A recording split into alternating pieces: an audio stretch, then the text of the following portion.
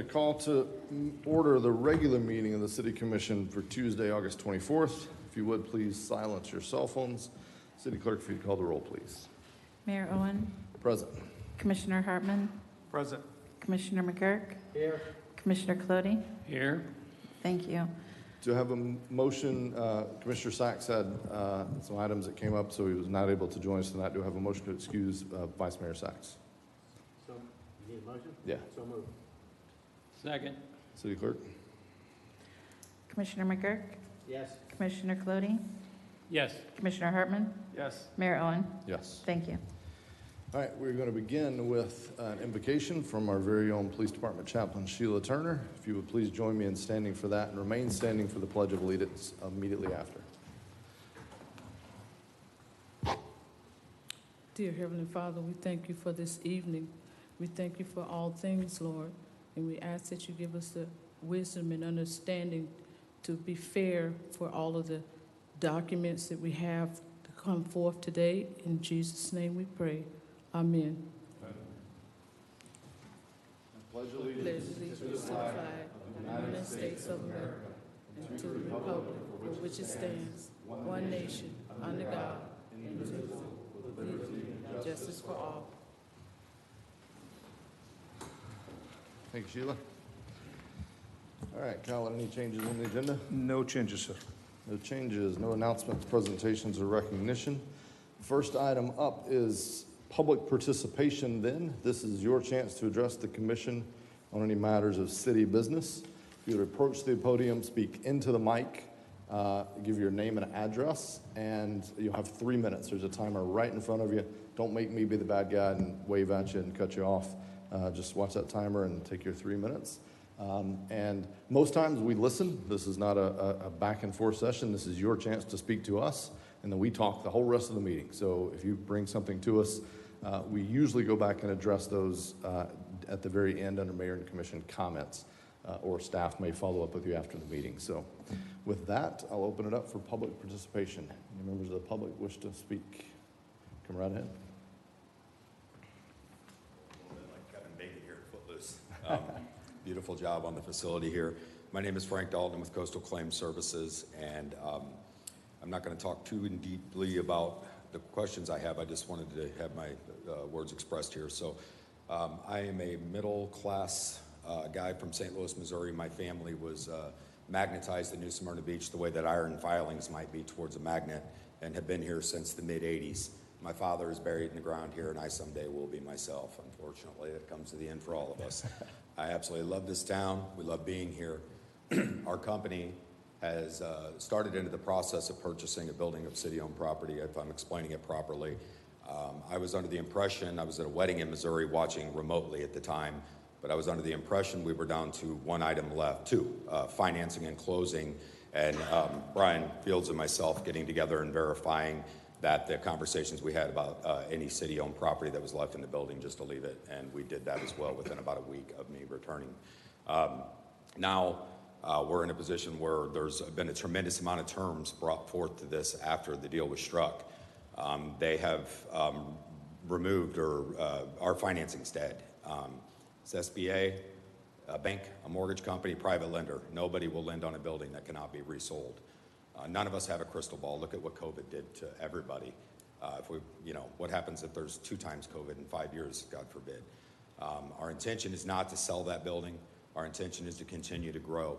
The positive economic impact of Coastal Claims and its sister companies alone through National Claims Institute, which we are a 25% owner in, brought in well over $100,000 to New Smyrna Beach in the last month. We had 35 candidates there that all stayed in hotels, ate here every single day. And in the interim, I gutted our building of all of its furnishings and filled up every empty utility shed in New Smyrna Beach to make that happen, just so we didn't have any egg on our face. Did it of my own accord. I'm not trying for any empathy here. I can promise I can let Truman go beat up my boys. They grew up together. I don't know what to do. We can't get a mortgage company to agree to be second placed on a first place mortgage. We are ready to close. We are currently financed, and we are okay with the original deal that was struck with the city. Anything outside of that would require city financing because I can't find a financial institution to go second. I thank you all for your time. I appreciate what you do for New Smyrna Beach, and this facility is absolutely beautiful and the integrity in which it was maintained. Kudos to everybody involved. Thank you. Thank you. Anyone else for public participation? All right, seeing none, we will close public participation. Gentlemen, I know staff has kept you all up to speed on the matter that the gentleman just spoke about, as they have myself. Obviously, we all haven't been able to talk since the last time we talked about it at a public meeting, though. My thoughts are, I'm open to your thoughts, that I'd love to have us have a discussion, give staff a little more direction, and this is kind of our only chance to do that. So we have two options. We can either add it as, like an item 7B, just a quick discussion to give staff some feedback, or we can commit to having this added to our next agenda. But I think time is a little bit of the essence here, since we got an active business and we're also have a property we're dealing with. So what is the commission's pleasure on that, Commissioner Colodi? 7B, discuss it tonight so everybody knows where we're going. Any objections to that? All right, hearing no objections, we'll make this a 7B. Obviously, it'll be a limited discussion because we don't have any formal agenda item in front of us or the public. So we'll get as far as we can, give some feedback to staff, and let you all know where we're at. So, okay, next item, consent agenda. There are 19 items on the consent agenda. If anyone would like to pull any item from the agenda, this will be your chance. Again, we're trying this thing. Please don't abuse it. If you just have a quick, hey, I wanted to make sure the public knows, somebody, sends an email and says, hey, I don't understand this, and you ask staff and you just want to give that information very quick, this is your chance to just make a quick comment without having to pull it. Trying to do this more expeditiously. So does anybody have anything they wish to pull or any very brief comments? Commissioner Colodi, we'll begin with you. 6K To pull? to pull. Okay, 6K. Okay, is that it? Yes. Commissioner McGurk? Nothing. Commissioner Hartman? Comment on C. Go ahead. I just want to tell staff how much appreciate all their hard work into this. As you remember, the sidewalk was an issue that I had with the big hump in it where it went around a telephone pole or a street light pole. So I appreciate staff working with everybody to try to get that a straight sidewalk so the kids won't be running into the pole with the skateboards and bicycles. So thank you. All right. If no other comments or items to pull from the consent agenda, do I have a motion to approve the consent agenda excluding item K? I'll make that motion. Second. City Clerk. Commissioner Clody, Yes. Commissioner Hartman, Yes. Commissioner McGurk, Yes. Mayor Owen. Yes. Thank you. Commissioner Colodi, item K. I wish Commissioner Sachs had been here because this is a project he has really wanted to move forward, to put the sidewalk in, but it's not for whatever reason. I reviewed the contract and I believe the costs for the engineering services are excessive. I spent 40 years in my own business doing the exact same thing that the contractor would be doing. And it just seems that the cost is too high to me. And I'm not talking about 2,000 or 3,000, significantly higher. So I just can't support it. I would recommend we renegotiate with the person or go down to a different engineering firm on our list.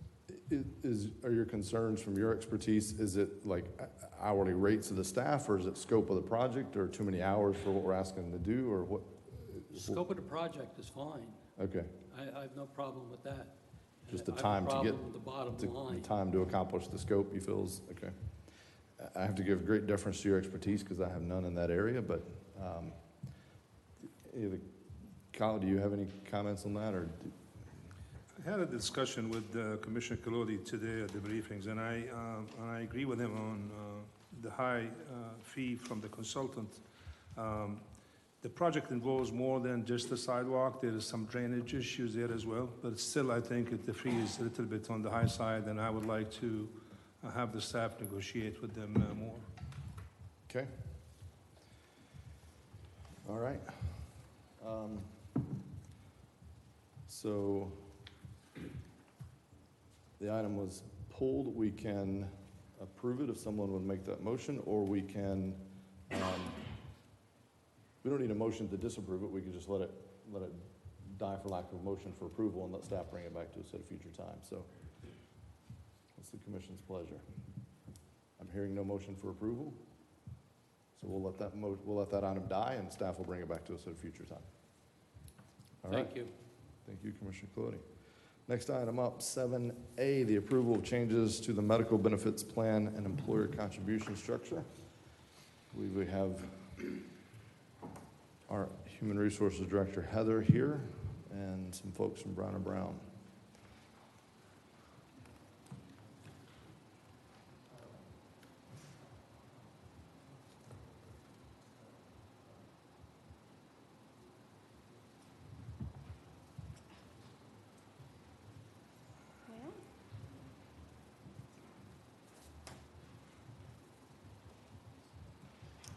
Mayor, Commissioners, thank you for seeing us for this tonight to discuss our benefits changes that we're looking at. With me is Danielle Boyle with Brown & Brown, and I'm going to let her explain. Thank you, Brian. Explain the details. Thank you. Good evening, Danielle Boyle, 446 Triton Road, Ormond Beach, for Brown & Brown. Today we're going to go through some recommended changes to the employee benefits, specifically the health insurance that the city offers the employees. At large, we're really looking at trying to bring a better menu of benefits to the employees and really maintain a good menu for them to choose from for their families to meet their needs. If I can get this to go. 1 second. Maybe. You can probably just use the arrow key on the keyboard. Thank you. All right, so just to recap briefly, the city currently offers 4 health plans for the employees to choose from. 2 of them are HMO plans with Florida Health Care, 1 point of service plan that has an out-of-network component with Florida Health Care, and then a PPO plan with the Blue Cross Blue Shield of Florida. There are 4 different types of contributions for the employees, for anything from elected officials down to your new hires, and those vary across the board. So what we're really looking at doing is doing a status quo for everyone, the same city contribution for your new hires all the way up through your more senior employees. That'll help the city attract and retain its employees, and it really makes more of a community for your employees where the new hires aren't looking at the more senior employees wondering why they get a richer benefit as far as the contribution. So a quick renewal summary. The initial renewal increase with Florida Health Care came in at an 8.8% increase. We got that down to a 4.4% increase with no plan design changes. The alternate plans that we want to bring before you are a 3.2% decrease from your current annual premiums. There are no increases on any of the ancillary lines of coverage like your dental, vision, life insurance. Lots of tiny print here, so I'm going to be brief with what the point is. This is a menu of the current 4 plans and then showing the renewal if you were to make no changes to those plans. The alternate that we want to bring before you includes a health savings account paired plan, so a high deductible health plan that's paired with a health savings account, which is really going to meet the needs of certain individuals, like those that came from another employer, another city that may have offered an HSA type plan, or any other employer that offered that type of plan. It comes with a much lower premium, and we encourage employees to put money into their health savings account, which is pre-tax, so that they can save money for the years that they really need to use the health plan more than other years. The other 3 plans really are close to what you currently offer, with some small exceptions, which I'll walk you through in a couple of slides after this. But the idea remains that we want to offer a menu of plans so employees can choose what makes the most sense for their family or their own specific medical needs. So first we're going to look quickly at the plan T66. This is the current lowest cost plan that you've got. Most of your employees are enrolled in this plan, about 150 of them. This plan was added 2 to 3 years ago as a lower cost option, and that was when the city decided to offer 100% of the employee-only coverage for your new hires. Prior to that, it was only 90% for your new hires. On this plan, if they chose T66, they would get that 100% contribution. So you had quite a few new hire employees that took this plan. So we've matched it up with the two plans most similar to this lowest cost plan. We feel like it's going to be a pretty good choice for certain people to take the HSA plan, which is T15, or the T32, which is the lowest cost HMO option under this menu of plans. The HSA specifically has a $2,500 deductible, and then the plan pays at 90% after the employee meets that deductible. The employee still gets free wellness visits, free preventive care. So for employees like in my own specific circumstance, those that don't use the health plan a lot, they're overinsured with your current HMO plans that have really rich benefits, really low copays and deductibles, and very expensive premiums that are tied to that. So the idea of bringing in an HSA option is for those that are financially minded or maybe don't use the plan a lot and want to save money pre-tax. This is a really good option for them. Those that don't really feel comfortable with the HSA plan could choose T32, and they would still have really low copays for their services, including hospital stays. For those on T42, so this plan has about 59 employees that are enrolled in it. A lot of them are your more seasoned employees. So we would say that the most closely comparable plan is T32, which is the same one we just looked at. Still very low copays, set up similarly in plan design, but it's lower cost, which allows us to save the premium as a whole. The point of service plan that's currently offered, we found one that's pretty much identical with the exception of a couple of $5 increases in copays. And then the urgent care and emergency room goes up slightly under this plan, but it's a very close match, and it gets the premiums pretty much to what you're paying currently.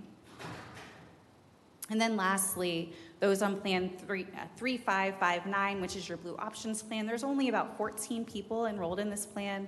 We found one that very closely mirrors this plan as well, but slight increases to copays, which gets your premium down to a 2.7% increase on this plan versus the 7% that you had before. This Blue Options plan is the most expensive plan you'll see, so we did just try to mitigate that increase as best as we could with changing plan design slightly. So the recommendation from us and from staff is to offer the new plans.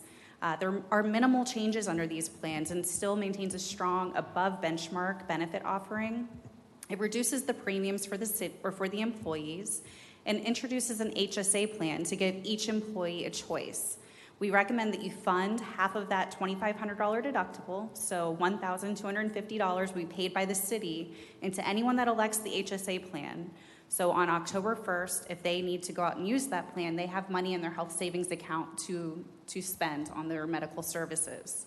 They can also put money aside pre-tax into that plan up to the IRS maximums every year. The second part, which is really the heart of this recommendation, is to eliminate the benefit classes. So contribute 100% for employees and 50% for dependents for all plans, including even your dental plan. So you really eliminate that disparity that goes between your new hires and those that have been here for 15 or more years. This will really help with recruiting. Right now is a tough time to recruit for all of my city clients as well as the private sector. Everyone's trying to fill those entry-level positions and other positions. So by offering that 100% of employee only and 50% of dependent coverage for your medical plans, it's really going to help the city.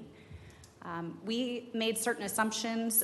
We can't predict how many people may change plans or add dependents during this time period, but if all of our assumptions remain close to what they are, the city would be far under budget.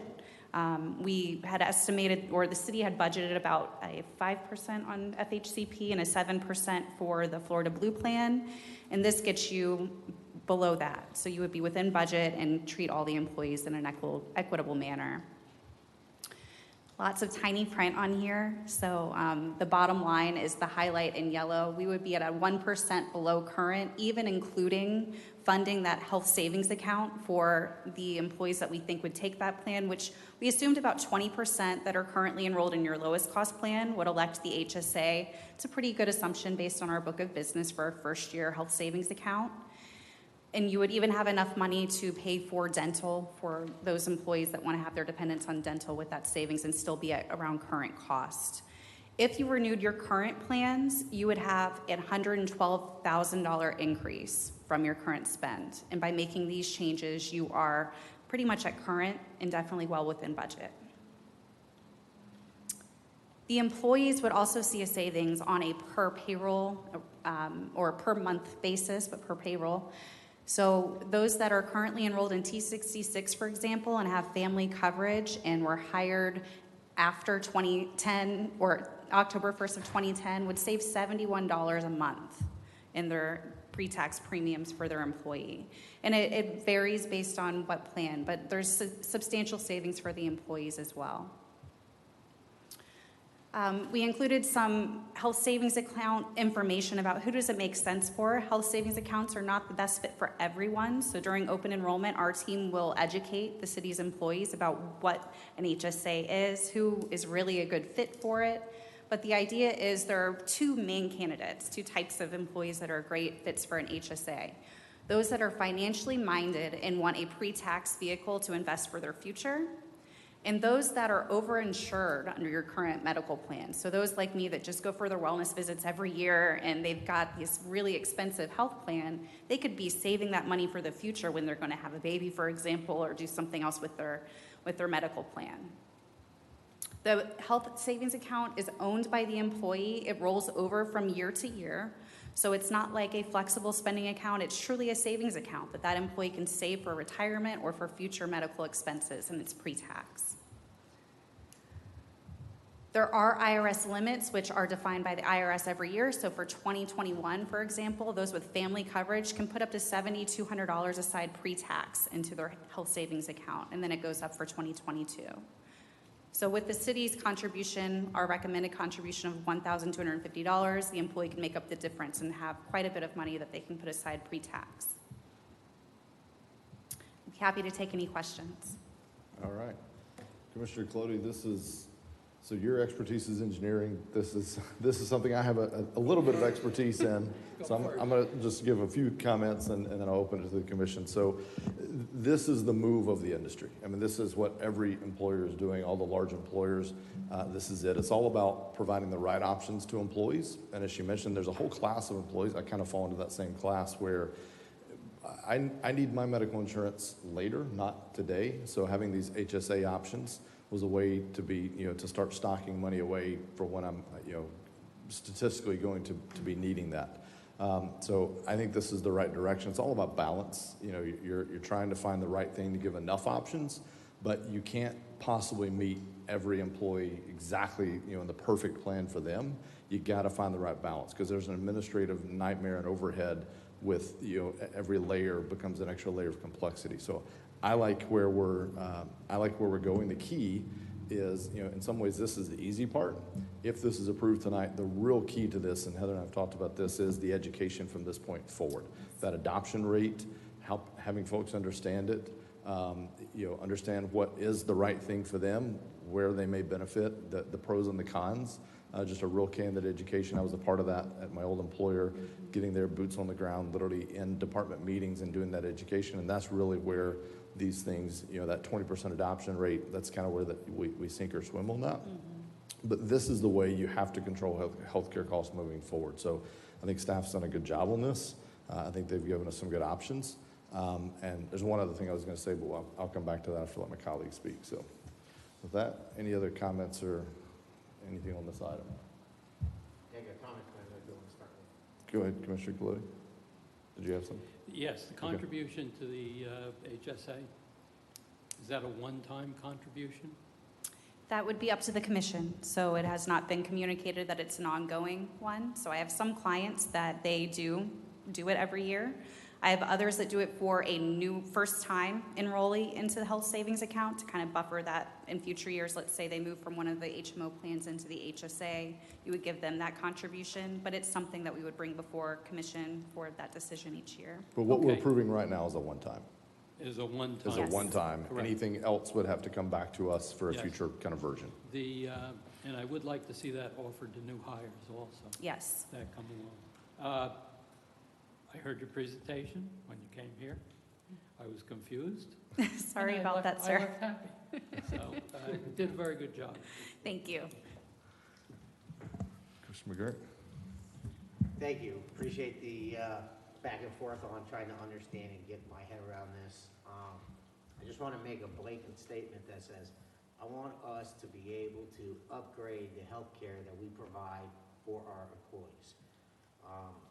Overall, I want to be known as a city with a good healthcare plan, not just a city that gets by. So I'm going to challenge my commission in the future going forward to continue to find ways so we have better healthcare plans. Couple quick questions. My big thing is, what is the cap, the total amount that has to be paid out before there's a cap? My concern is an employee who has a major illness. I don't want that person to get financially crippled and ruined. I'm going to bring up the plan design so that I can point to them. So each plan has an out-of-pocket maximum. So it's important to know that. That's an insurance speak for if you get hit by a truck, you're in the hospital for a year, that's your worst case scenario. For the HSA plan, for example, your out-of-pocket maximum for one person is $5,000. For a family, it's $6,900 for one person, or it caps out at $13,800 for a full family, if you have more than 2 people under the plan, obviously. So you still have that out-of-pocket protection. For T30... 1,250 of which we would have put in up front, and then Correct. HSA just... Yep, and I think it's important that while we're doing open enrollment and all the educational materials, we're going to explain that that is the liability under the plan. So an HSA would not make sense for someone, for example, that's on really expensive medications, those specialty type medications, because they would have to hit those that. caps, make sure Right. that. So they do, and each one will have a cap. Now, your other plans have a much lower cap because that's the nature of an HSA. They have a higher liability. So for your T32, kind of our middle option HMO plan, it would be a $2,500 cap, and it's incredibly difficult to get to that Okay, cap. so those are annual caps. Exactly. And those are very acceptable. I like Yes. those. I just didn't want to have I wanted a cap there, and those are Yes. good caps. I like those. Those are low, considering if you have a major illness like cancer or Right. a heart attack, you need a bypass or something crazy. The other question I have is, having the insurance to treat the immediate illness is great. What happens when you go into rehab? I know that you're in the hospital, you start to get better, they kick you out over to Ocean View or someplace for Yeah. rehab or physical therapy. I want that to be a reasonable expense for employees who need to follow up on that. How does that Yes. work? So 2 things on that. There are some things that happen when you're released from the hospital or anytime you need a therapy. So whether it's rehab services or physical therapy, speech therapy, OC therapy. There's a prior authorization that happens, so I want to talk about that first. With Florida Healthcare specifically, they have an open prior auth for any rehab services, including physical therapy, meaning as long as an in-network doctor refers you for that with a valid medical reason, it's approved without any other paperwork. Florida Blue, similar, but a little more of a review process for that occupational therapy or physical therapy or rehab. As far as the facilities and what that looks like is when you're discharged from the hospital, many times there's a case manager that's assigned to that person. For example, if you have COVID and you're released to a rehab facility, there's a case manager that would manage that. My office is here to help with any issues that may arise during that process. I know that we've done that many times, not specifically for the city, but for other clients. If there's someone that is stuck in the hospital or the opposite, they're released into a rehab center that is not up to par, that's something that we can assist with.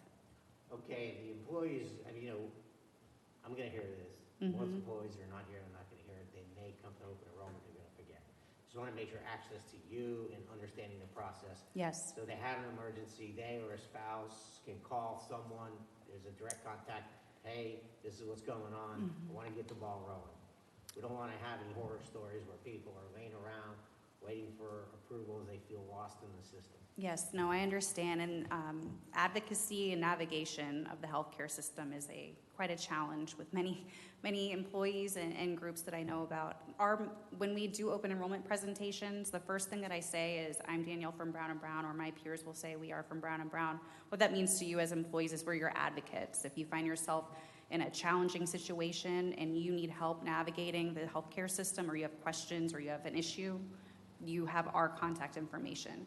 If the employee doesn't remember that and it's 6 months after open enrollment, they'll usually pick up the phone and call HR, and then Heather knows my after-hours contact information. All right, thank you for that information, I appreciate that. Sure. I really like the idea that we're treating everybody equally across the board. So I commend you on that. I've looked at that. I had some concerns about the higher deductible, but I think certainly with the way the plans are structured, it's a very positive thing. So thank you very much. Thank you. I felt like there was something coming after that, the way you said it. There was be a but after that. So the only thing I was going to throw out, just not even for discussion today, but just to plant a seed for either this or some future commission. As a human, I never like when the person a level or two above me has something that I don't have. Like, we all work for the same organization, but they have something that I don't have, or they're getting something I don't have. I get it happens. In many cases it's well-deserved. But as an elected official, it's always made me, I don't like having something that employees don't have, and I know it's optional that we elect it. Heather and I had a brief discussion about this. I didn't run for office for the pay or benefits. I didn't even know about this health insurance thing until they set me down after the election and said, oh, by the way, what's your selection? I'm like, no, I'm covered. And they're like, well, it's one of the benefits. It's paid for, as it was in the presentation. So I think that's something at some point that may want to be looked at, but I want to be sensitive to the commission. Everybody's in a different spot, so I don't want to pull the rug out from under anybody on that, but maybe in future presentations, I'd love to just make sure we really understand that, understand the cost, and if there's any opportunities that we can also help be a part of maybe truing this plan up, making it a better plan. Obviously, probably most on the commission, skews a bit towards, I'm about to step in. I'm just going to stop right there. I'm just going to be real quiet and say, in the future we can talk about that. So. Well, Mayor, brief comment on that. Sure. That's kind of what I was talking about when I said I want to challenge us for elevating the plans. Yeah. And not necessarily bringing them down, because we've done that before with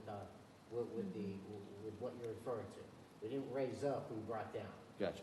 So my goal is, I would like to elevate everybody Yeah. to something that is better. I'm okay with that also. I don't like there being a gold standard that the five of us have access to that the generic employee may not. That's just not how my brain works. So, all right. With that, do I have a motion to approve the changes to the medical benefit plans as proposed by staff? I'll make that motion. Second. Okay. Were there any nuances we need to parse out, or you're okay just as presented, right? Okay. Yeah. And a motion and a second. Kelly, if you'd call the roll, please. Commissioner Hartman? Yes. Commissioner McGurk? Yes. Commissioner Colodi? Yes. Mayor Owen? Yes. Thank you. All right. Thank you. Thank you. Thanks, Thank you Danielle. very much. Thanks.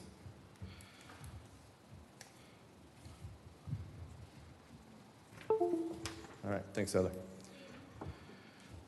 Okay, gentlemen, 7B, not really an agenda item, but just where we had said we would have this brief discussion on this ongoing land purchase, just to set the stage for the public that knows kind of none of the background. Again, I know staff has briefed me. I'm sure they have briefed each of you as well, obviously all independently. So we had an RFP process that went for this surplus property that we had, put it on the market for sale. We had one respond, had a couple of appraisals, had one respondent. They offered the lower of the two appraisals that came to us. That was approved, not without some discussion about, we weren't just loving as a commission. It wasn't just, we didn't jump at the chance to sell it for the lowest price we possibly could. So that wasn't just a slam dunk, but we did approve it. For me, and I think for the commission, and you all will get a chance to speak, but a big factor for me was the broader story of economic development, bringing high-paying jobs to the community, all the other things that go with that. In the interim, what staff has done is that negotiation has been going on to kind of finalize that contract. Staff very, I would say astutely, I support staff on this, basically identified and said, listen, you know, the reason the commission to some degree approved this acceptance of a lower appraisal was all these, you know, this company that's going to come and stay in the community. And so came up with this idea of, you know, hey, what if they sell the property in a year? You know, what if they flip this property for this giant profit? Well, now we kind of, as a city, to the taxpayers, those that own this property, because I don't own it, we don't own it, taxpayers own it, then we have a little bit of egg on our face. And it makes, you know, looks a little bit bad for us as a city to say, well, hey, you took a lower price and then these guys flipped it in the open market and made a bunch of money. So to try to protect the taxpayers that own this property, staff came up with this concept of, look, if it's sold within a certain time frame, and all this has been in flux, but if it's sold within a certain time frame, you know, the city is made whole to the average of the two appraisal prices. So the first appraisal was 1.8 and some change. The other one was 1.1. So the average of those comes out to about 1.45, somewhere in that ballpark.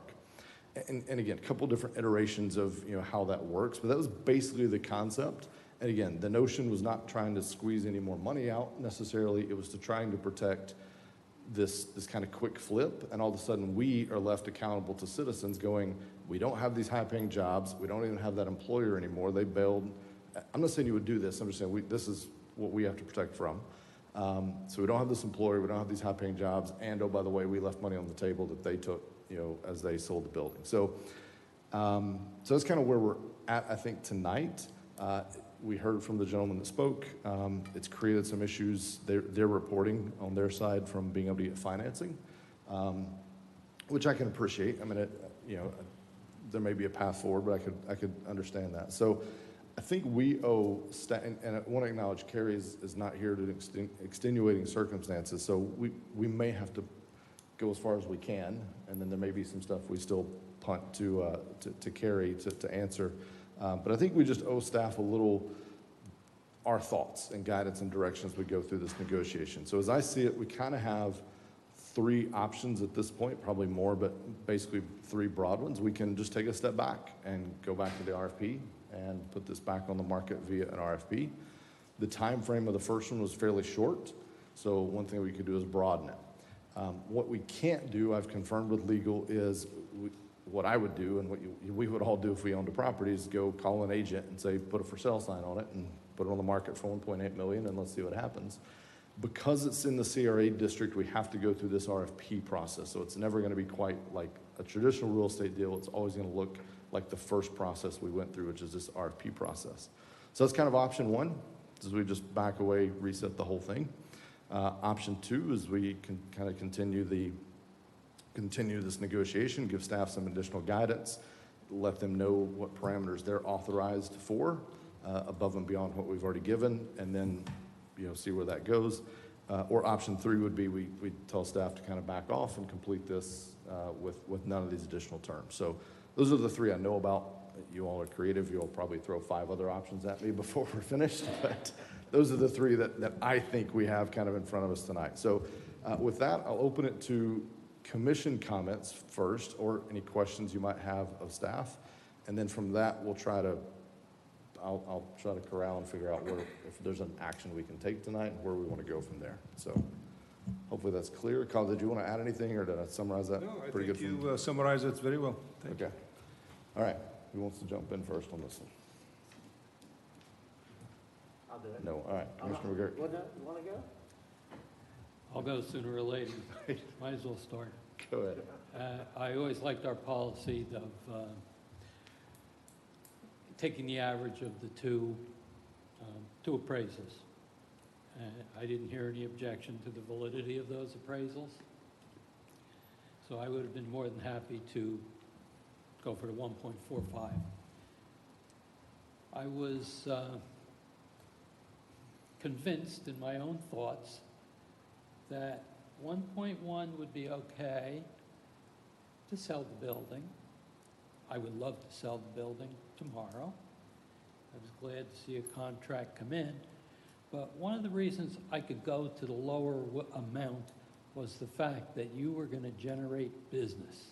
You were going to do business taxes, whatever kind of taxes. Eventually, we would reap the benefit, as well as the town reaping the benefit of having more people here who could go to our businesses, as I heard mentioned, stay in our hotels and things like that, and perhaps fly into our airport. Those were the benefits that I thought were important in bringing the value down. So we would get less in the beginning from what the appraised values were, but we would recoup it as a community.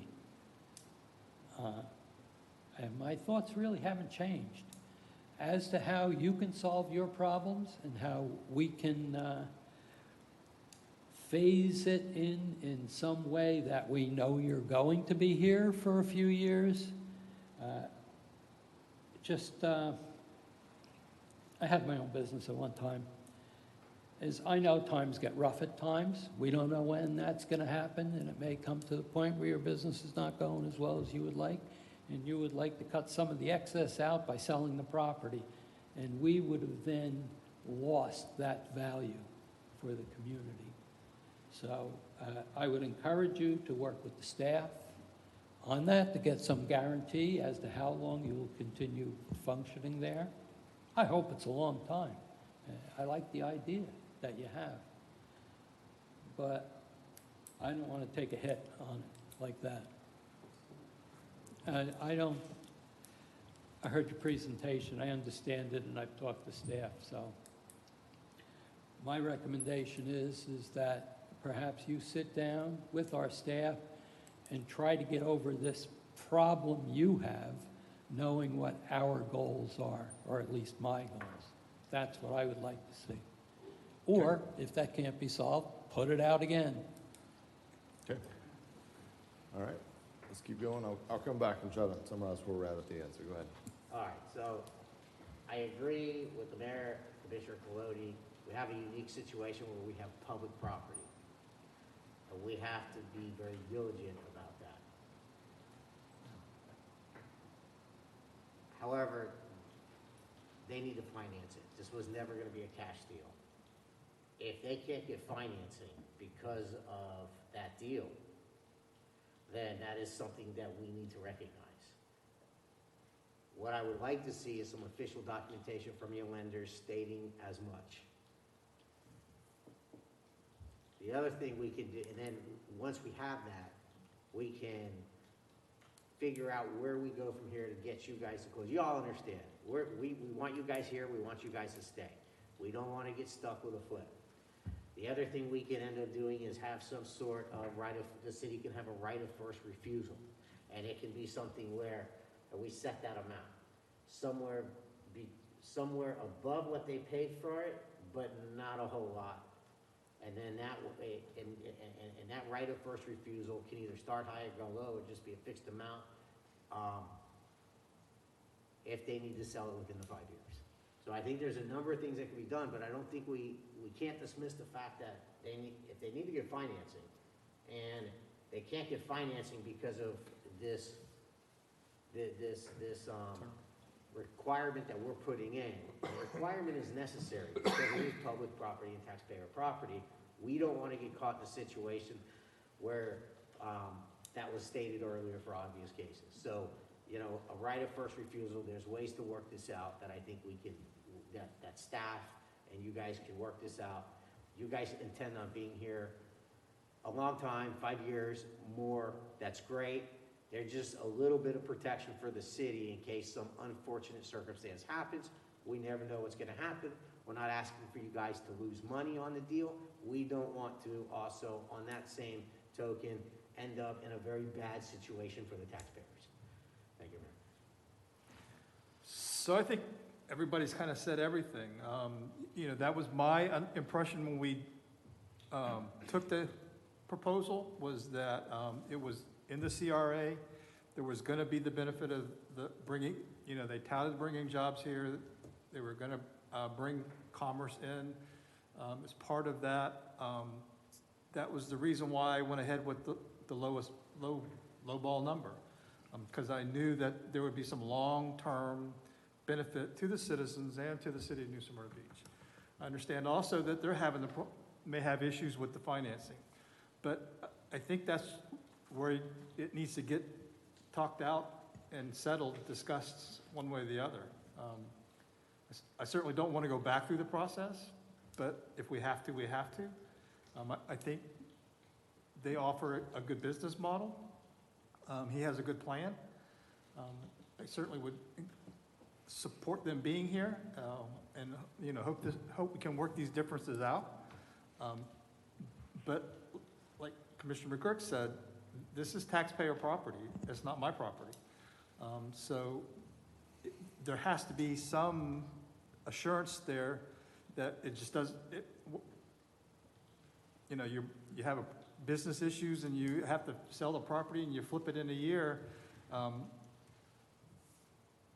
It's the rest of us are here and we're going to live with that for the rest of our lives. So I think there just needs to be some assurances there. I think staff can work that out, but it doesn't need to be negotiated here. I think that's a staff problem, staff issue. So I would encourage you to go back to the table and figure it out. Khaled, for my benefit, and I know we talked about this early on, and I indicated, I liked where we were headed with this, hey, if it's sold for, above, then, this pro rata approach over a first right of refusal. The more I think about it, sitting here tonight, hearing where the support is, has that, because I feel like, and again, I don't want to go through all this tonight, I just want you all to hear kind of where we're at, but first right of refusal is extremely common. I feel like that wouldn't be, from a bank standpoint, you almost have, a higher chance of selling in some ways. I don't feel like that would carry near the same connotations from a financing standpoint. That's not putting a bank in second place to have a first right of refusal by any stretch. So have we put that option on the table, or had we kind of taken that off and just focused on kind of this recouping?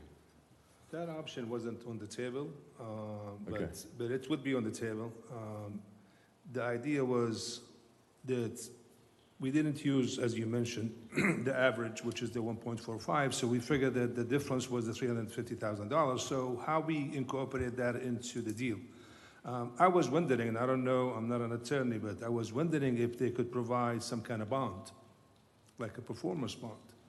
So I'm not sure if that's an option or not, but, and I would like to maybe, if they have any suggestions, how could we protect the city's interest in this specific property? So if they have any suggestions, I welcome that.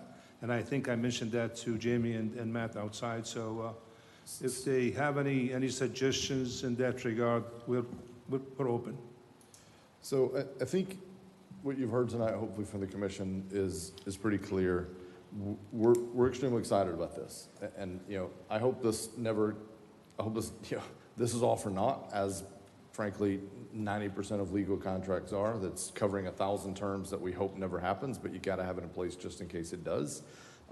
So I think there was kind of broad consensus on the commission that I heard tonight was we support having something in there. I like this idea of a performance bond. It's for the attorneys to figure out.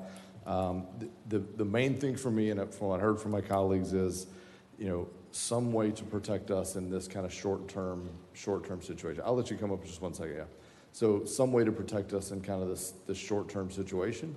Acknowledging though, we also don't want to make it where we lose this deal, but we're also, it's not such a sweetheart deal that we're, that we're not willing to walk away, but we'd really love to make this work. But we got to figure something out on these regards. So let's get creative. First right of refusal, if we haven't really talked about that enough, maybe we come back to that as an option, talk to the financing.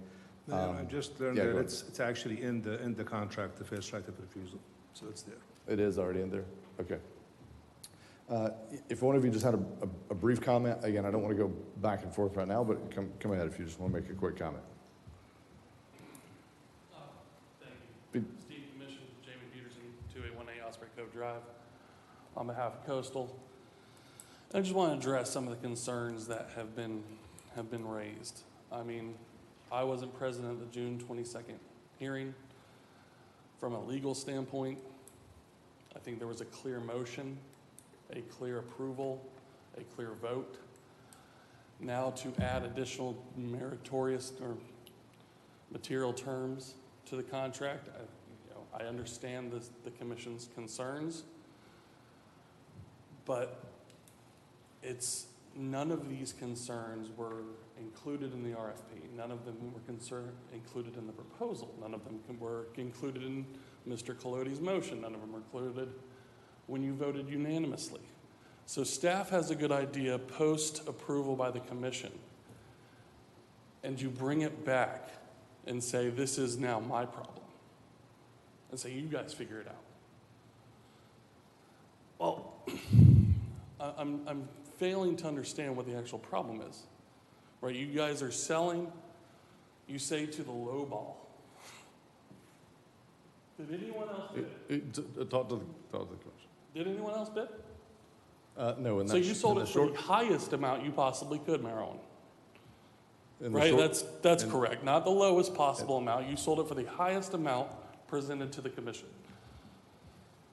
we The sold it for the the lowest second part of appraisal, this yes. is, let's talk about the 350,000 that we're worried about versus the 73 million. Your own staff has said that Coastal will bring to the city of New Smyrna Beach from the inclusion into the economic development. So you're cutting your nose off despite your face over 350,000 that you think you want to protect because you might get eggs on your face because you guys will still be here. I'm 5th generation New Smyrna. I think it's insulting to hear someone talk about that only the people on that side of the table are concerned about the development of New Smyrna Beach. There would be no one more embarrassed than myself to not protect the interests of New Smyrna Beach.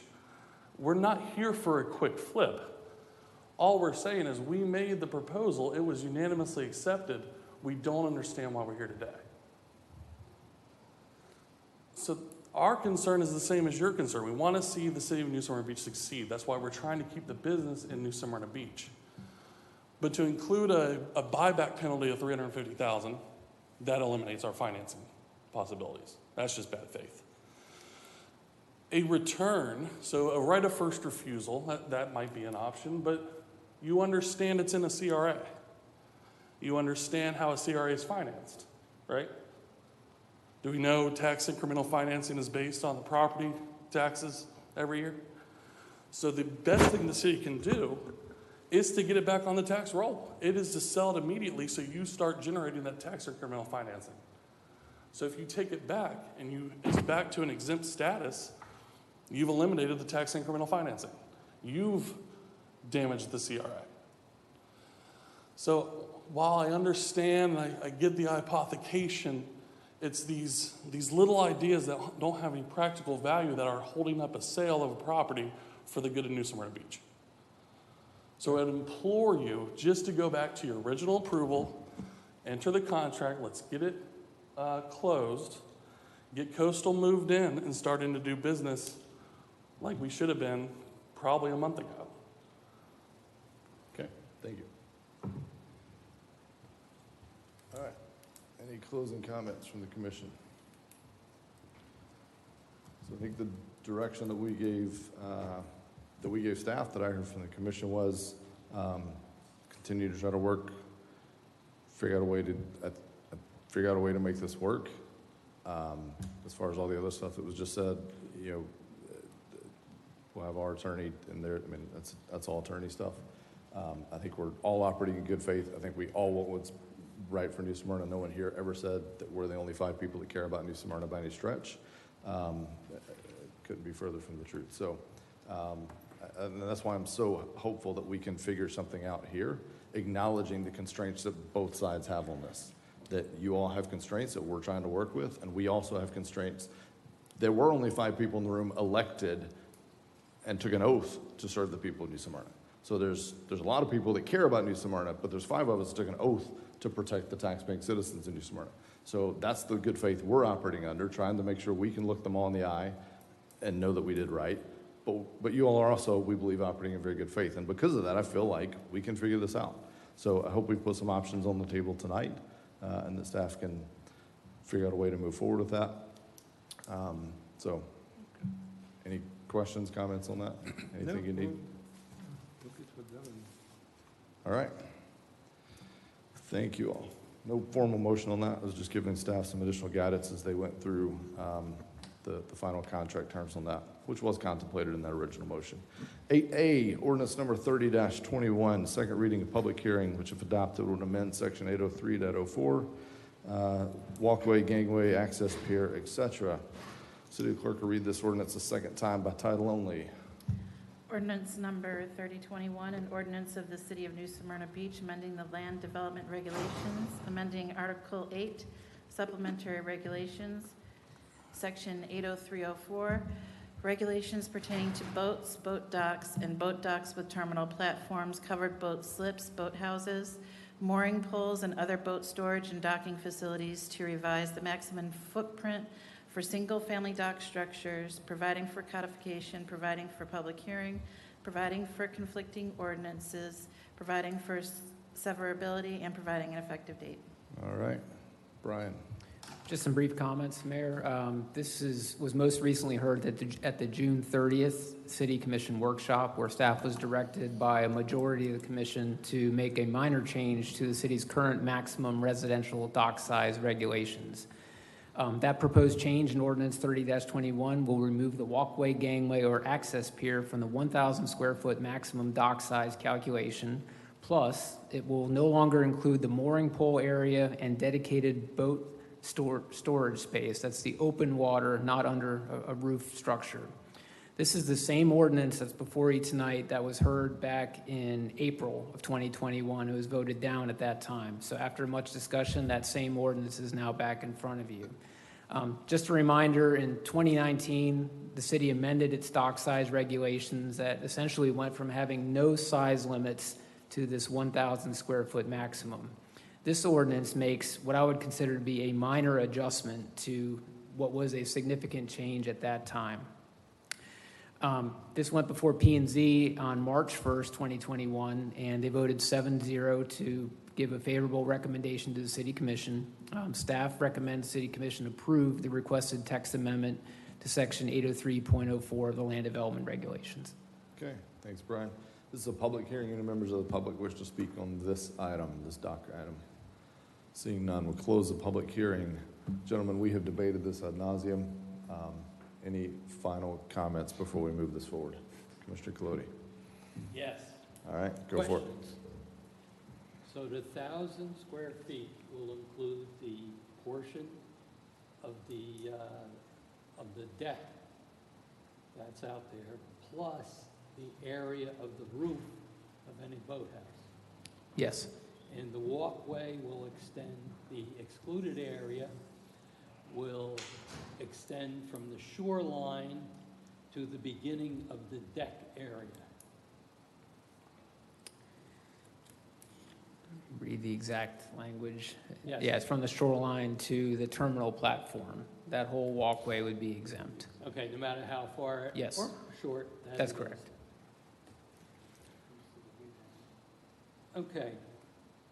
I've received a lot of emails and a lot of comments on this item, both from South Riverside and from the Inlet Shores area. I was the one who tried to develop a compromise that said the walkway could only extend out to deep water, but everybody was confused, so that didn't go through. The comments I received were in support of it for the most part. In fact, they even said we can't count the roof area. We would like that taken out. And I honestly don't know what a boat storage area is, so that doesn't fit in. I also received some comments opposed to it, mainly from the Inlet Shores area, saying my neighbors want to build docks bigger than their houses. I live on the waterway, not the intercoastal, but on a canal, and I can see around me where people are building 1,000 square foot facilities out there, basically to extend their yard area and make their property bigger. I don't think that's in the truest spirit of what we're doing here. However, taking everything into account, I don't want this to drag on forever. I can support it as long as it's followed, the rules are followed as have been explained to me today. So, that's my comments. Okay. I've made all the comments on this in prior meetings, so I have nothing. Anybody else have anything? Motion to approve. Motion to approve. Do I have a second? Second. All right, City Clerk, if you'd call the roll, please. Commissioner McGurk? Yes. Commissioner Clody? Yes. Commissioner Hartman? Yes. Mayor Owen? Yes. Ordinance 3021 is adopted. 3121, second reading, which would amend land development regulations related to pole signs. City Clerk will read this one a second time. Ordinance number 3121, an ordinance of the City of New Smyrna Beach amending the land development regulations, amending Article 6, Development Sign or Design and Improvement Standards, Section 60412, signs to allow for a 4-year extension to the amortization of existing pole signs with conditions, providing for codification, providing for public hearing, providing for conflicting ordinances, providing for severability, and providing an effective date. All right, Brian. Just a brief overview. This goes back to the June 8th commission meeting where the commission directed staff to implement a 4-year extension to the pole sign removal deadline, which is November 29th, 2021. Along with additional conditions to facilitate the removal of pole signs within that 4-year period. So there are 3 conditions that are included in this ordinance. I'll briefly go over those. The first was a recommendation from our Planning and Zoning Board that was to not allow the replacement of any existing pole sign that has been damaged by more than 50%. So this would become effective immediately. So it'd be any type of damage, storm, accident, intentional or unintentional. If a sign got damaged more than 50%, it could not be put back as a pole sign. The second condition, starting on November 29th, 2023, so 2 years into the 4-year extension, no face changes would be permitted on any existing pole signs. Then the third condition, starting November of 2024, the existing pole signs must be removed for any change of use, activation of a terminated use, change of tenant, or change of ownership. So those dates could be adjusted or conditions could be adjusted. Those are 3 things we felt like could facilitate the removal of pole signs, yet also be fair and give time to the pole signs that are out there today.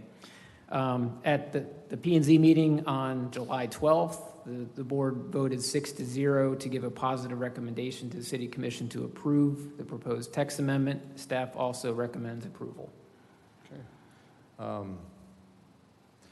Gentlemen, again, we've debated this a lot, so I'm hopeful that we can approve something tonight with maybe, if any changes, just keeping it limited to those years and some of those kind of small variables that we talked about, so we don't have to restart the whole kind of ordinance process. Commissioner Hartman, I'm going to defer to you because I know you had some comments on first reading. Oh, let me do this first. It's a public hearing. Let me hear from the public first. Any members of the public here for this item, the pole sign item? Seeing none, we will close public participation. Sorry, now, Commissioner Hartman. So, Brian, the dates of November 29th are arbitrary dates because that's when the original ordinance was passed. Is that correct? That's correct. I don't know why that date was set in the original, but we just carried it forward. So, my thoughts are to change it to September 30th rather than November. That way it ends at the end of a fiscal year. It's not something that carries over for us. Okay. I'm not a big supporter of this because I think everybody's kind of had 10 years to address it, but I know there's been issues, so I'll vote in favor of it tonight. But I would make the recommendation that we change the effective dates on your requests. We'll change them to September 30th of those years that were indicated. So keep the 2023 and 24 and the 2025 for the 4-year expiration, change November 29th to September 30th. Yes. Okay. Can I ask real quick, when I come to you, is the physical, it's not something they get a special permit or anything for, so is the fiscal year, is that tying it to fiscal year help or hurt us No. in any way? I agree with you, I mean, November's kind of an arbitrary date. September's gonna be just as arbitrary for most people out there. Most small businesses' fiscal year runs January 1st, and that's how they think of the year. So I would almost be more inclined to, I mean, I support it either way, but I would be more inclined to go with like a January 1st deadline, or, you know, more of like a calendar year deadline, but really, it's kind of semantics at some point, but. Kyle, you had a comment that'll come to I you. was actually just gonna suggest exactly what Oh, you okay. suggested, so. All right, I agree, it's easy to remember. Calendar year. that's my thought, yeah. Go ahead. So then they'll basically be losing 10 months. Depending on if we roll it back or I'd forward roll 3 us months. Forward a couple months. Yeah. It's only, if it's November 29th right now, It's only a month, yeah. You get- they it's only gain- rolling yeah, forward a month. one month to do a January deadline.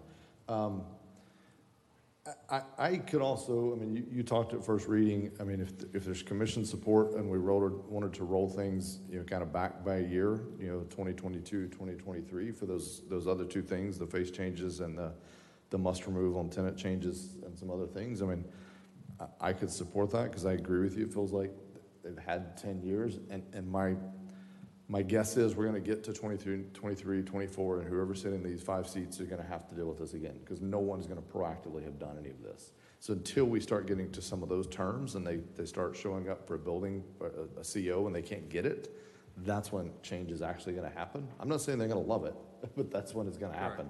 So if there's support, I could go with that, or I can support it as is. So I'll put that out there for the commission's consideration. Commissioner, any other comments, or you didn't comment? You have anything? As I've spoken of in the past, I think there are some instances where the property owners along Route 1 will be adversely affected by the removal of all pole signs. However, we do have to move this along because of the impending deadline, so I support it as written, and in the next couple of years, I'll be back. Okay. You're okay with the subtle change to like a January 1st, though, right? When you say as written? I don't think it means anything to me. I don't care, whatever. Okay, so you go Pick a either way. date. I'm just giving it for the motion maker. All right, do I have a motion on this item? So moved. So, Well, actually, you yeah, know if what? you Let can- me- yeah. For me, I'm not gonna rescind that motion. Okay. I have no problem with I'd like to see the motion maker, I have no problem with, what you mentioned with pertaining to the years. I think we should move it forward, a month and 4 days to January 1st, so it's easy to understand. I don't have a problem with, I'm not sure if it was, I think it was his change. Really that you his idea, mentioned. yeah. I don't have a problem with that. I'm comfortable with it. I think in the end, and the only thing I'll say to staff is, you know, it's not as easy as you have a pole sign, you take it down, you put the monument sign there. There's setbacks, walkways, buffer, there's a lot of things that complicate that. Patios, driveways, everything has been built around something that was a pole as opposed to something that's 4 feet or 5 feet wide. So I think that we need to, I'm more than happy to spend time with staff, sharing my expertise and what I see happening to make sure that we can touch this thing up. And what Commissioner Colodi said, where some properties may need because we have a lot of properties on US 1, very small, these are all former home sites. They're carved up, cut up, former small home, residential lots that were then carved up by the widening of the road and changes in the road. So I don't necessarily see this as a blanket fits all, but I'm comfortable with the changes that have been discussed. All right, so we don't technically have a motion on the table.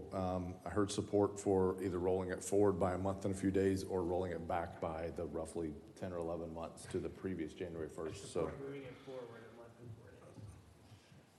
I thought Not you said moving back 8 Oh, I months. thought you said back, all right, No, moving Okay. it forward by 1 month and 4 days. okay. All right, do I have a motion on this item, gentlemen? Okay. I'll make them, Thank you. you want, No, I don't know what exactly Somebody your figure it date out. thing was, so I'd make the motion and include that, but I'll let, if that's important to you, I can no, support it's that. not important to me. I don't want to give them more time. I would prefer to give them less time. especially on, if it's a termination, change of tenant or terminated use or something like that. If you want to push the final day to the end of the year, I'm good with that. But any changes in the ownership or the change in the property, I think it should go back to the previous January rather than, I think we're just confusing it. it's all right. All right, Okay, I'll make a motion. thank you. I'll accept it, the recommendations of our staff, approve it as is. All right, That's I have my a motion to approve No as is. change in dates. Do I have a second? Second. I have a second, all right. Say, you barely beat me. I was about to say motion fails. All right, I have a motion, I have a second. City Clerk, if you call the roll. Commissioner Clody, Yes. Commissioner Hartman, Yes. Commissioner McGurk, Yes. Mayor Owen. Yes. Thank you. All right, motion is adopted as presented by staff, just in case somebody lost the bouncing ball there. All right, item 8C, number So 30. we kept the November 29th? Literally, we changed nothing. It was just a bunch of empty discussion. All right, no, it was valid discussion. I get feedback from the public. I'm sure you all get copied on some of these emails. They do enjoy that we don't rubber stamp things up here.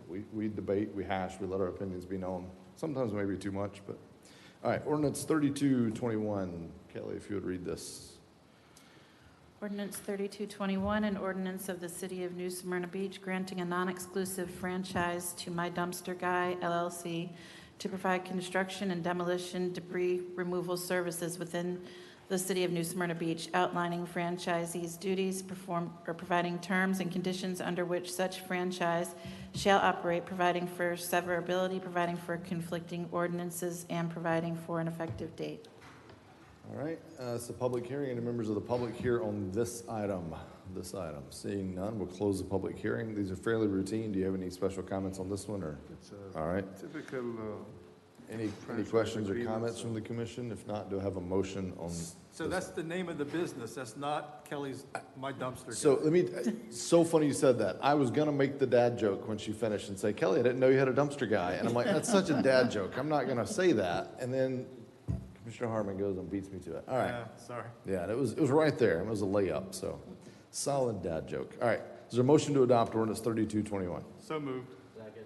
City Clerk, if you'd call the roll. Commissioner Clody, Yes. Commissioner Hartman, Yes. Commissioner McGurk, Yes. Mayor Owen. Yes. All right, item 8D, 3321. Kelly, you're up. Ordinance number 3321, ordinance amending Chapter 58 Parks and Recreation of the City of New Smyrna Beach Code of Ordinances, amending Section 58-2, hours established for the use of parks and recreation areas to revise park rules, establish penalties, define camping, establish minimum requirements for evidence of camping, and to provide for an enforcement procedure, providing for codification, providing for public hearing, providing for conflicting ordinances, providing for severability, and providing for an effective date. All right, and it says here, and I just confirmed that she knew that it said this, that Assistant City Attorney Shay McCurdy was going to give a brief staff report. We appreciate Shay filling in for Carrie tonight, so if you'd give us a report on this. So with the increase in the homeless population and the camping in public parks becoming an issue, there came a need to update the camping ordinance. Became necessary for the police department with more enforcement tools. This new ordinance defines the evidence needed to show that a person is camping, and if such evidence is established, then the ordinance would further define the clear procedures on how an officer should approach issuing a warning or citation, and this is in conformity with a lot of the state laws and different cases that have come about. Okay. Colin. And Mayor, just to add to this, obviously we have this one and the other one, but as I mentioned in the briefing, using the bridge shelter out of the land, I think it gives us the flexibility to enforce these ordinances. So I want to thank the bridge and the neighborhood center for allowing us, and also the state attorney's office and the Sewell Marshman Center. Okay. This is a public hearing. Any members of the public wish to comment on this ordinance, the camping ordinance? Seeing none, we're going to close the public hearing. Do I have a motion to adopt ordinance 3321? So moved. Second. Seeing no discussion, City Clerk, if you'd call the roll, please. Commissioner Hartman, Yes. Commissioner McGurk, Yes. Commissioner Clody, Yes. Mayor Owen. Yes. All right, item 8E, City Clerk will read this by title only. Ordinance number 3421, ordinance amending Chapter 1 of the City of New Smyrna Beach Code of Ordinances, amending Section 114 to revise penalties for municipal ordinance violations, providing for codification, providing for public hearing, providing for conflicting ordinances, providing for severability, and providing for an effective date. Okay, it's a public hearing. Any members of the public here for item 3421? Seeing none. Shay, we've been briefed on this before by Carrie, so I assume anything changed, anything you need to call out, or is it pretty it's in conjunction with the previous one? Yes. Do I have a motion to adopt ordinance 3421? So moved. Second. All right, Commissioner Hartman, he tried to second it first, and then, yeah. All right, Commissioner Hartman made the motion, the second by Commissioner McGurk. Kelly, that reminds me, we need to bring up that one item under the boards and commissions, that second item that I messed up last time, so don't let me forget that. Okay, I had a motion, had a second. City Clerk, if you'd call the roll. Commissioner McGurk? Yes. Commissioner Clody? Yes. Commissioner Hartman? Yes. Mayor Owen? Yes, Thank you. Mr. Mayor, Yes. I'd just like to make a comment. sure. These two things, while they may seem to be relatively unimportant, they are part of the entire homeless issue. So everybody thinks it's an issue you can solve real quickly, but our staff, our police department have been working very hard on this, and we're trying to keep up with them and provide them the tools for it. Yeah, no, well said. I mean, this is giving tools in the tool bag. We have all said, all the experts say you don't solve, the police department is not the agency that solves homelessness, although that is often the one that is called in first. So these are just giving us the right tools in the tool bag, because often that's the first interaction. This gives us some tools to start then having, the officers then can start directing and enforcing folks to get to the facilities where they can get the help that they need. So yeah, great comment. All right, Kelly, this is your time to shine. This is Carrie's favorite part of the meeting, so I think you get to do it tonight. We have a series of first readings. Gentlemen, if you have any comments on any of these as we go through, of course we don't vote, but if you have any comments, just interrupt Kelly, otherwise we're gonna let her roll.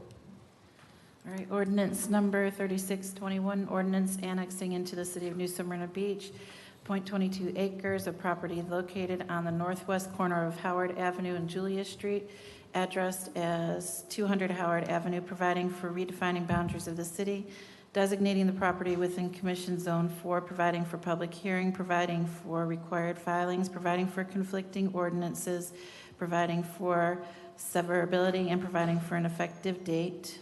Ordinance number 3721, an ordinance of the... Hang on real quick. I think we have to say at the end that the second reading and public hearing will be on September 14th, 2021. Or we'll just say that all That's of them will correct. be that same date, and then that'll cover us, I think. Do you want me to say it after each one? We just said it. We'll cover it for all. Go ahead. Okay.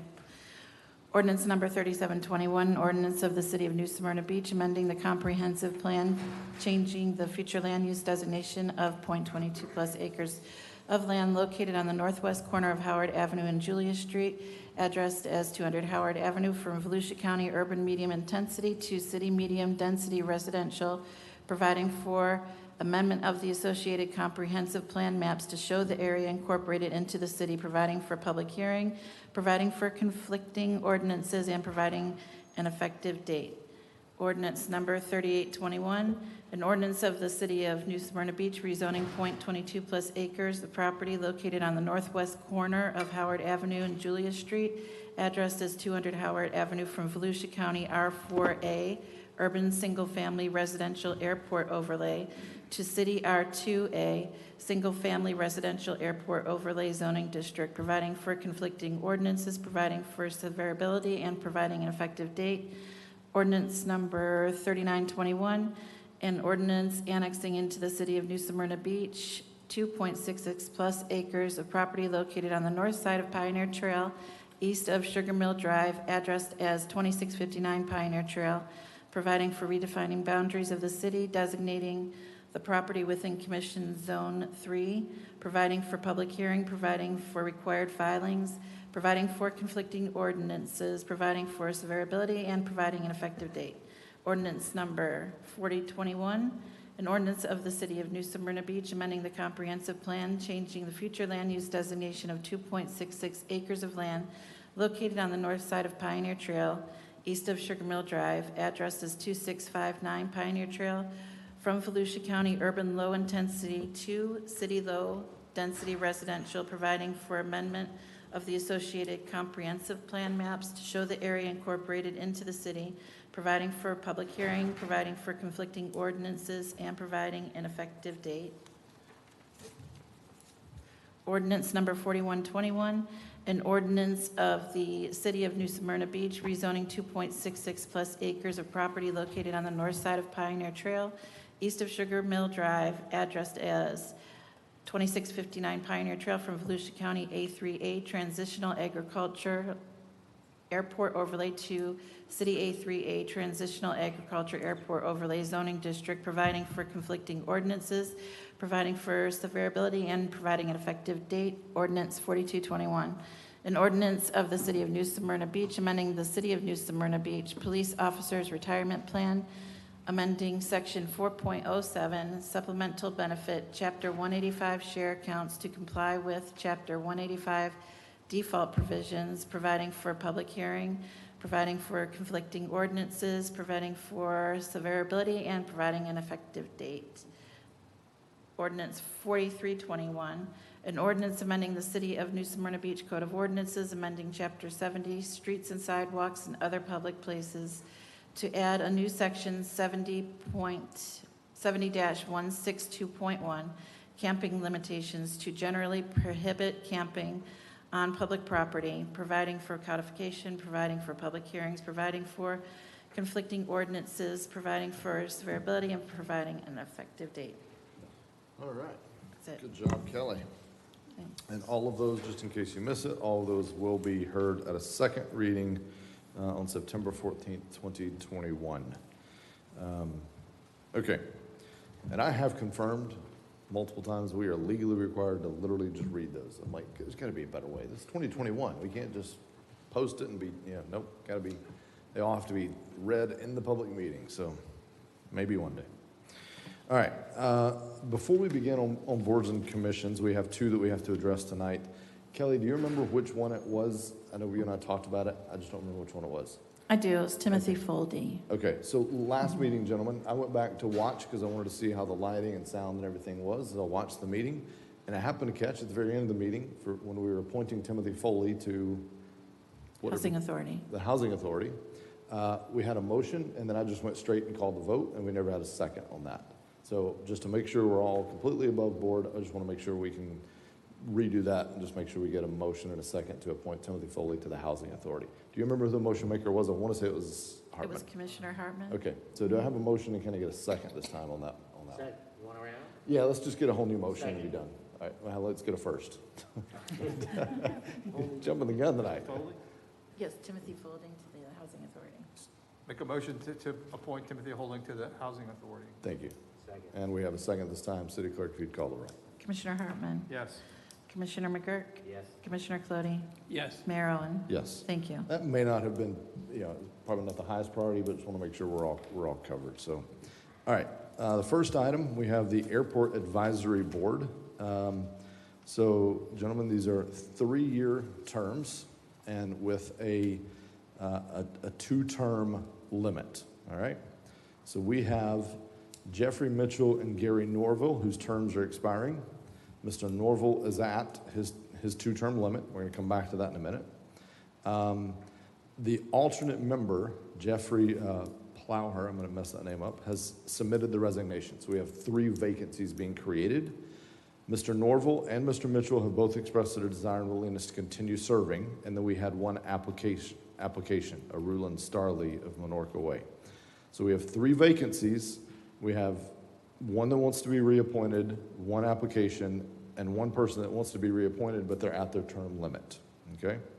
So the clerk's recommendation, commission can do its pleasure, but the clerk's recommendation is we reappoint Jeffrey Mitchell, who wants to be reappointed, that we consider the reappointment of Gary Norville, which would require a waiver of the 3rd term, but appoint him to the alternate member seat. We've done that in the past when we were waiving a term limit. And then lastly, consider the appointment of the 1 applicant, the Rulon Starley. So I covered a lot. Hope you all followed that. So let's take these piece by piece. It'll probably be the easiest. So do I have a motion to reappoint Jeffrey Mitchell to a second term? So moved. Second. City Clerk? Commissioner Cloney, Yes. Commissioner Hartman, Yes. Commissioner McGurk, Yes. Mayor Owen. Yes. All in favor, say aye. If we can only do that, right? All right, second is let's go to the appointment of the one citizen that has applied. So do I have a motion to appoint Rulon Starley? I'll make that motion. I have a motion. Do I have a second? Second. Okay, so that's to a 3-year term. City Clerk, if you call the motion on that one. Commissioner McGurk, Yes. Commissioner Cloney, Yes. Commissioner Hartman, Yes. Mayor Owen. Yes. Thank you. Okay, so the board is full. We now have a vacancy for the alternate member seat. We have Gary Norville, who has said he would be willing to serve if we're willing to waive the 3rd term. So what's the commission's pleasure? We can wait for more applicants, or we can waive. Make a motion to appoint Gary Norville to the alternate. He's Second. a very important role he plays with this business and a lot of knowledge. So as the alternate, I like that. Okay, I had a motion, I had a second. You guys are fast with the seconds tonight, eh? Some too fast in some cases. All right, Kelly, if you would call the roll. Commissioner Hartman, Yes. Commissioner McGurk, Yes. Commissioner Cloney, Yes. Mayor Owen. Yes. Thank you. Okay. Finished with the airport. Moving on to the Utilities Commission. We have 2 appointments that are to be made. These are to 3-year terms. There are term limits, but we're not dealing with any term limit situations. In this case, we have Rick Halls, who has served 1 term and would like to be reappointed for a second.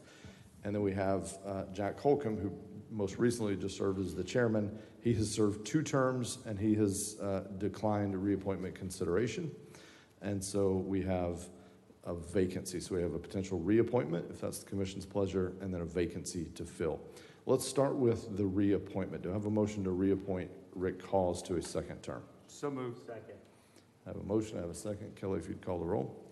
Commissioner Cloney, Yes. Commissioner Hartman, Yes. Commissioner McGurk, Yes. Mayor Owen. Yes. All right, now for the fun one, we have an appointment. Gentlemen, we have 1 now, and then next year at this time in 2022, there'll be 2 that come up, and I think both of them will have termed out at that point, if I recall. So just big picture thinking. So with that, I would like to accept, we each have our voting ballots. Assuming there's more than 1 nomination, there may not be, so I'll accept nominations. We'll just begin with Commissioner Colodi and go down the line. Brad Hayes. Brad Hayes, okay. Do I have another nomination? Larry Kelly Jr. Larry Kelly, Commissioner Hartman, anyone to nominate? Daniel Walsh. Daniel Walsh, all right. I'm not going to make a nomination, so the good news is we'll at least have someone that gets 2 votes. Remind me, Kelly, if you know, or Shay, you may, I may need your opinion on this. Do we need to get to, they need to get 3 votes, not just the majority of, right?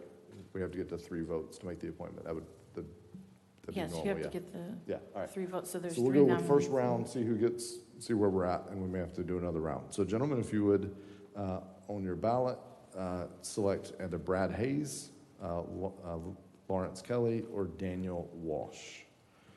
And then pass those to your left.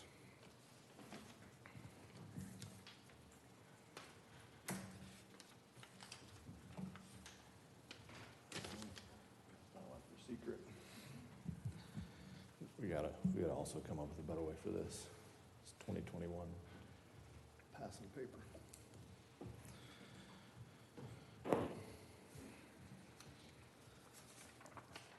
All right, how'd the votes go? Commissioner Hartman selected Daniel Walsh, Commissioner Cloney selected Brad Hayes, and there were 2 selections for Lawrence Kelly Jr. It was Mayor Owen and Commissioner McGurk, so it's Lawrence Kelly Jr. Okay, by so, majority vote. yeah. I just don't know how to eliminate Brad or Daniel. Do we just do another round of voting with all 3 on the plate? Normally, we have like a top 2 situation. It's a tie for second, so. It is usually majority vote on here, so Lawrence Kelly Jr. has the majority vote for 2 out of 4, but, I He understand. didn't get 3 commissioners is the problem, so. Gotcha. We got to get to 3 commissioners agreeing on 1. So Gentlemen, let's just do this if you would. Let's just do a second round, I guess, with all three. I don't know. How do we eliminate between Brad or Daniel Walsh? There's no practical way. I know. I don't know how to do that. I don't want to disparage anyone's nomination, so. They just can do You it could just themselves X by out. voting for someone else, or Yeah, that's what I'm saying. All right, let's do one more round. We'll see if anybody moves. If not, we'll come up with something else. All right, you have a ballot. Yeah. What's that? Rain. Yeah. All right, so if you would recast. We're gonna be able to test the building for leaks, right? Yeah, right. Everybody look up. Did we pay the final bill? All right, let's see if we got to majority. If not, maybe we'll have some discussion and then, I don't know, we'll figure it out.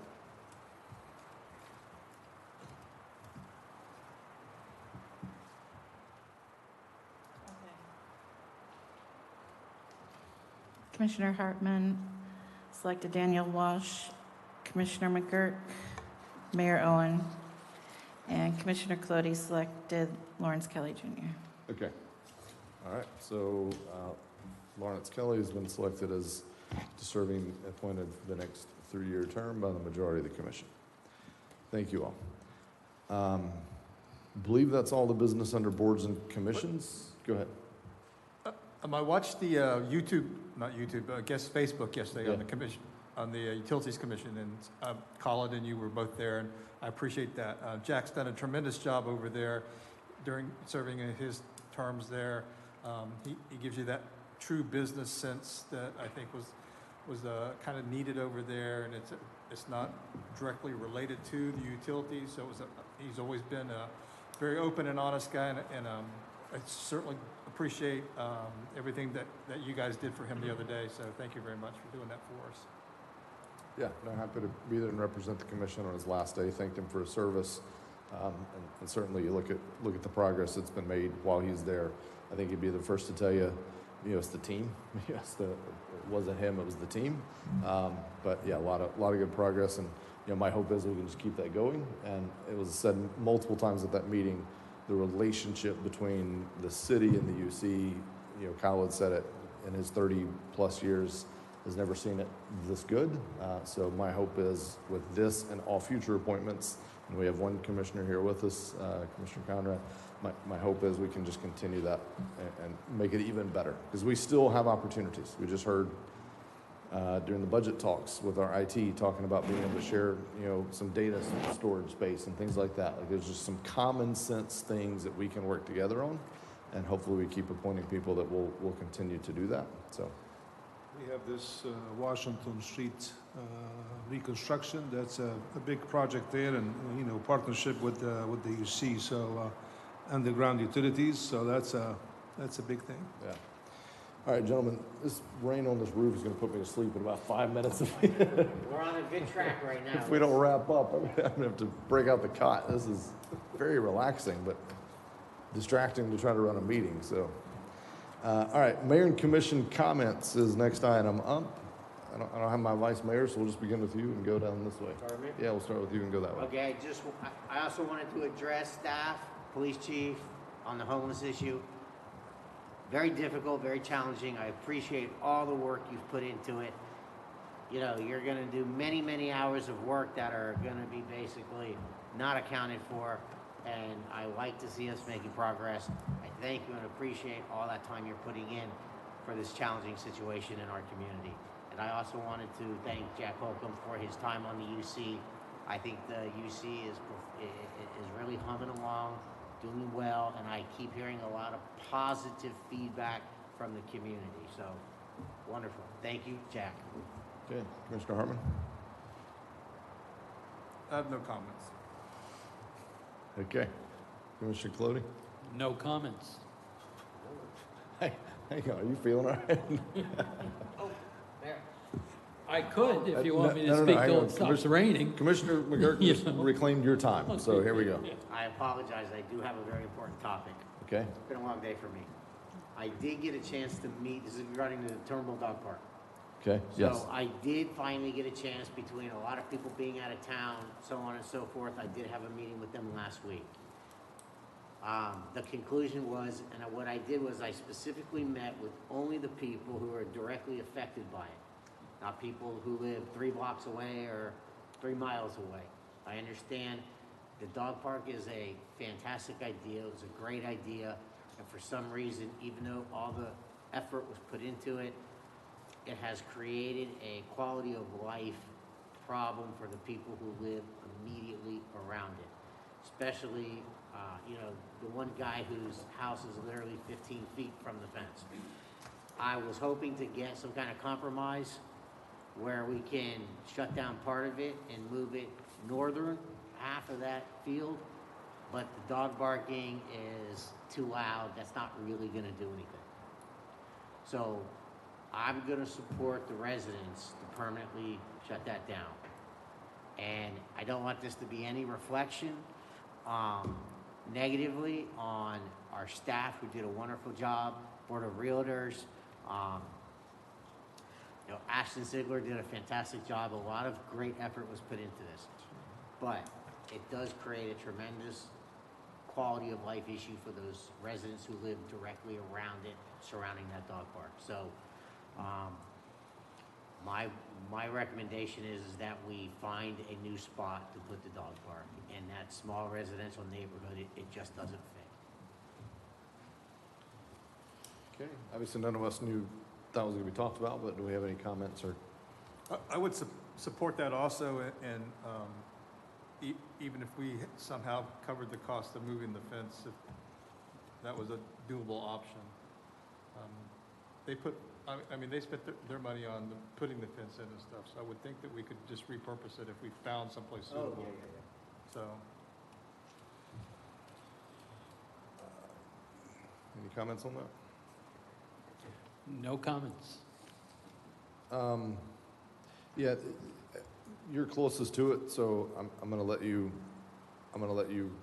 take the lead on it and support whatever you think is best. The only thing, and I've talked to staff about this, but the only thing I would share is it's always a little frustrating for all of us, and I mean that collectively with staff, when we do everything we can to telegraph these things ahead of time, get the information out ahead of time, and then it goes through, and it's been, publicly discussed. We literally went door to door, we hung flyers on doors, we did everything we can, and then not only do folks then complain afterwards, but they come up and they stand in front of a packed house of people and say things like, I didn't even know this was happening. You just sprung this on me, and things like that. So I take a little bit of offense to that on behalf of staff, because I think it takes away from their hard work. That being said, I continue to challenge staff to make sure we can't control what folks are going to stand up and say, but we can control whether it's true or not. So let's make sure we continue to do everything we can. And even, when there's opportunities, to make sure we can document that in some way, shape, form, or fashion, so that when they do come and they do put us kind of on blast, and folks like Commissioner McGirt have to go and meet with them face to face, that we can say, hey, here's the email. Like, this is when we told you about the city meeting. You knew this was happening. You can't come to us after the fact. So to the extent we can level up our game in that, I think it'll help us, because we all get kind of in this difficult spot. I'm disappointed. I was hoping you were going to be able to say that there was going to be some kind of, we had like the big park, the big dog, small dog section. I was thinking maybe we could just have half of it. So I'm really disappointed, because otherwise that park is, well, first of all, 2 things. Here's my prediction. Number 1 is it's on the radar now as a dog park. We're not going to become the dog park police and go run people out of there that have a dog park, because it's going to get converted back to just an open lot of dirt that is owned by the citizens. And so that's number 1. And I forget the second one. So that's the main thing, is that's going to happen. So I hope they're prepared for that. I don't know if you all talked about that or. Well, we did, and that was what I was hoping. I was hoping to simply get it cut in half to the north of the property. But that didn't solve the problem for the people who live directly across the street on Turnbull, who are directly across from that. One of the ideas I have is when a resident applies for a variance, you have to send certified letters within a certain amount of radius. Yeah. And going forward, maybe maybe the city should do the same thing, so people can't say, because there is some debate on whether or not, we spoke to somebody, and then the person claims they never spoke to anybody. Right, yeah. Maybe sending some certified letters out that they have to sign for, that they got the document, would be, I'm not saying we should do this, I'm throwing that out there, and I'll Yeah. let staff decide going forward if whether or not that makes sense, but some kind of official notification, so people can't claim that they didn't get it. Yeah, because we've had that 3 or 4 times lately. I feel like it was the homeless thing and some others where it was, at the last minute. This has been talked about in public meetings for months and months and months, and then someone comes up and, you guys are trying to sneak this by. And it's like, well, we probably wouldn't be doing it to Brandon Center with 500 people if we were trying to sneak it by. But if we can go above and beyond, I agree and support that. I don't want to put an administrative burden on staff, but if there's something we can do, and I agree. So, all right. City manager report.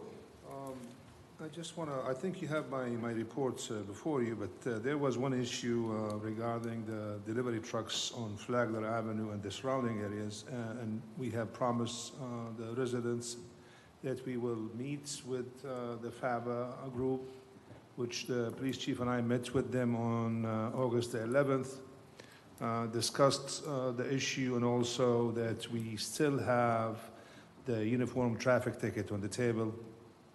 That's our last resort to do, because what's going to do, it's going to hit the driver, not the truck. But in return, and thanks to Sherman from Flagler Tavern, he set up the meeting for us with all the delivery companies. We met with them on August the 18th. Same thing, we discussed the issue. We discussed several options on the table, maybe a drop spot where they could use the gators to take deliveries, maybe earlier time. We talked about some of the issues with the loading and unloading zones right now. Some of them are not long enough for the truck because they're parallel parking. So we gave them the map, and we gave them 2 weeks to come back with some reasonable option for us to discuss. When they do that, I'm planning to have a meeting with the residents in that area, so this way we could go over some of these issues. The other issue is I want to acknowledge Colette Glencross and Ray Andrews from Hope Avenue. I mentioned to you yesterday at the briefing about the project. I'm sure they're here for that, so welcome. Thank you all for being here. We really, really appreciate it. I have a good sense of kind of who's in the audience and what they may be here for. I didn't know that's what you all were here for. My apologies. If you had anything you wanted to share, I don't want to put you on the spot, but certainly you've been here, you've paid your dues. If you had anything you wanted to share, just very, very briefly, be happy to have that. Didn't mean to not acknowledge you during that agenda item. My apologies. My name is Colette Glencross, address 825 Hope Avenue. My husband Ray Andrews is here, and we're basically here for the homeowners that have already communicated to Commissioner Colity, our city commissioner, as well as you, Yes. Mayor Owen, on the issue that we have with stormwater at Hope Avenue. And we're here specifically today because we anticipate within the next 2 city commission meetings, the issue will be brought forward to the commissioners to approve the project to remedy the equipment issue. And I have to commend our city staff, Commissioner Colity as well, and we're looking forward to getting the resolution and getting what we call Big Blue off Hope Avenue and having a functional stormwater system. Thank you. Thank you. All right. Gentlemen, when he had said Hope Avenue, I was thinking the Hope with the homeless thing. And I thought they worked I thought they were with the bridge of the homeless center. So anyway, my apologies. All right. Good comments, though. We appreciate it. Thank you for being here. And I'm happy to meet with you all. I've been dealing with some sickness, so I haven't been able to meet with you. I'm happy to, although I give great deference to Commissioner Colody and staff leadership. So, yes, but Good evening, Ingrid we're here Ives, now. 2120 Pioneer Trail. Sure. And I just want to say thank you. You have a very difficult position to handle here. You've been dealt a hard set of cards here with this small town, but you're doing your best. Other than that, I'd like to, on the trucking issue, since I used to do parking, I'll be honest, in parking, until we changed some of the fines for some of the parking, nothing changed, nobody cared, didn't go. As far as saying you don't want to address the drivers with a uniform citation, yes, that is harsh, but it is the drivers that are not complying, not the companies. I know many a driver that gets it, does what he's supposed to do, and doesn't have a problem with it. So I would suggest you move in the more severe penalty phase of this. Thank you. Ma'am, will you please repeat your name? Ingrid Ives. All right, sorry, I just opened up a little quasi-public participation there. My apologies. All right. City clerk report, Kelly. No report, sir. Okay. Shay, did Carrie relay anything to report? All right. And if there's no other business for the board, meeting adjourned.